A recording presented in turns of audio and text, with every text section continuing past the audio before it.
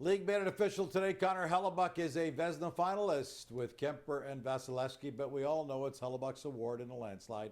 What we don't know is what happened in the last two games. To speak to that, here's John Lou in Winnipeg. John, 11 goals against in his last two starts. He got pulled in both. He lost both. How do you explain what just happened in St. Louis to him? Yeah, Gino, just from watching the games, it smelled an awful lot like 2024, the first round against the Colorado Avalanche, who executed a perfect game plan and how to screen Connor Hellebuyck, how to make life difficult on him, how to tip shots, and really get the best of the Winnipeg netminder and defense. And Hellebuyck acknowledged that yes, that there is a blueprint out there about how teams want to play the Winnipeg Jets and him specifically. Having said that, he says that they are capable of adjusting to that. And so that'll be the big question that the Jets are going to have to answer on Wednesday, is that can they adjust to what the St. Louis Blues are doing low in the offensive zone, the Jets' defensive zone. And Neil Pionk says that, well, what they have to do is basically get back to basics as far as tying up sticks, boxing out opposing forwards, basically getting a jump on them, because that's the one thing that the Jets are not saying, is that the Blues were just so much quicker. They had a step on their defenders, on the Jets defenders, getting to the Winnipeg net, setting up shop and being able to screen Hellebuyck and tip shots. And so that's something that will be a major adjustment that the Jets are going to have to execute in Game 5 in order to try to turn the tide and give their goaltender a little help.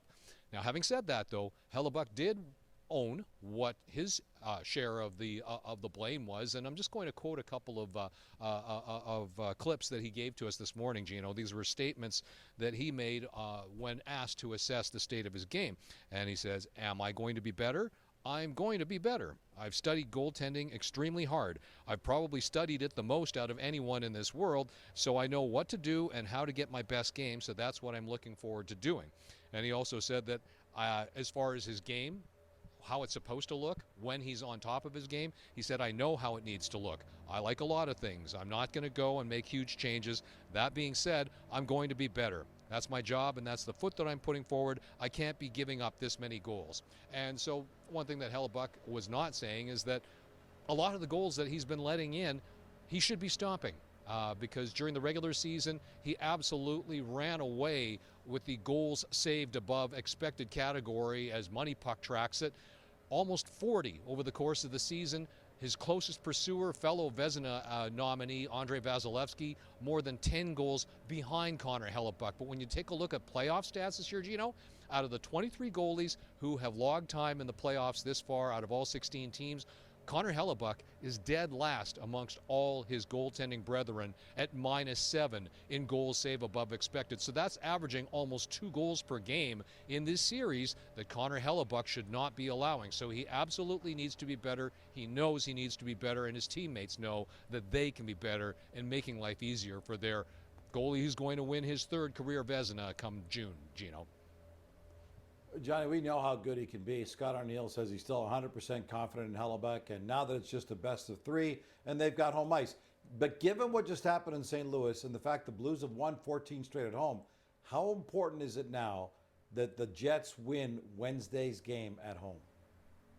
Yeah, Gino, I mean, the fact that home ice is ruled in this series would suggest that, well, if the Jets have any hope of winning this series, they're going to have to do it at home. They're going to have to win that best of 3 on Canada Life Center ice. So, in my view, Wednesday night is a must-win for the Jets because, like you said, you go to Game 6 in St. Louis, where the Blues have been literally infallible, flawless for the last 2+ months.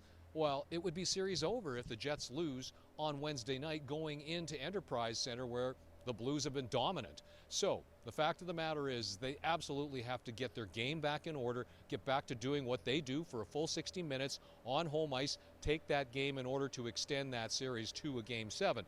Now, when I put that question to Captain Adam Lowry, he didn't say that it was a must-win simply because he didn't want to get ahead of himself thinking any farther ahead than Game 5. But he did acknowledge that Game 5 is a swing game and that the Jets absolutely have to be at their best because, again, acknowledging that home ice has been their strength and that's the way that this series is swinging, that's going to be an absolutely crucial game, a pivotal game for the Jets. And the thing, too, is that they got to get the fans back on their side.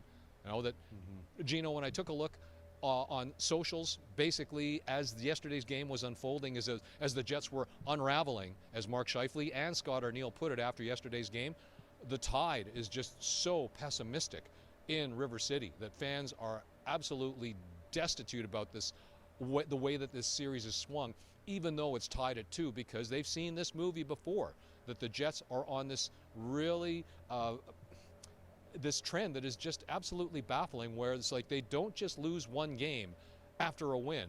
They lose in bunches. They lose 4 straight. They've done it in 3 straight playoff series. And so this is a tide that the Jets absolutely have to stem right now, which again makes Game 5, and at least in my mind, and I think a lot of fans' minds, and if there are certain members of the Jets are honest about it, a must-win situation, Gino. All right, give the fans some reason for optimism. Gabe Vilardi was 3rd on the Jets in goal scoring during the regular season. Hasn't played, though, since March 23rd. What are the chances we see him in the lineup for Game 5? Very high, Gino.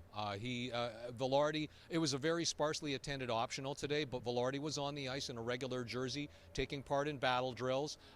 That was his 3rd straight day in a regular jersey, cleared for full contact last Saturday. He took the pregame warm-up yesterday in St. Louis, but was held out.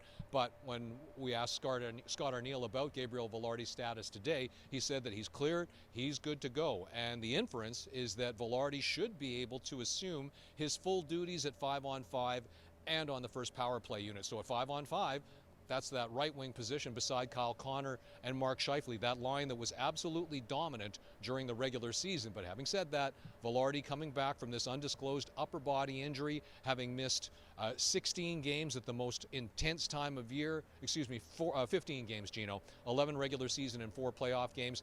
It's going to take him a little bit to get up to speed, to get his legs, and he's going to have to do it right away. And you know that St. Louis forwards, as physical as they've been since the opening minute of Game 1, are going to be extremely hard physically on Gabriel Vilardi. So he's really jumping into the fire, as it were, if he is able to get into the lineup on Wednesday, Gino, and it sure looks like that he will. All right, as badly as things went in St. Louis, Hellebuyck was brilliant in his last home game before the series shifted just 1 goal against on 22 shots. The whiteout is ready for his return to his Vezina form. Game 5 Wednesday in Winnipeg.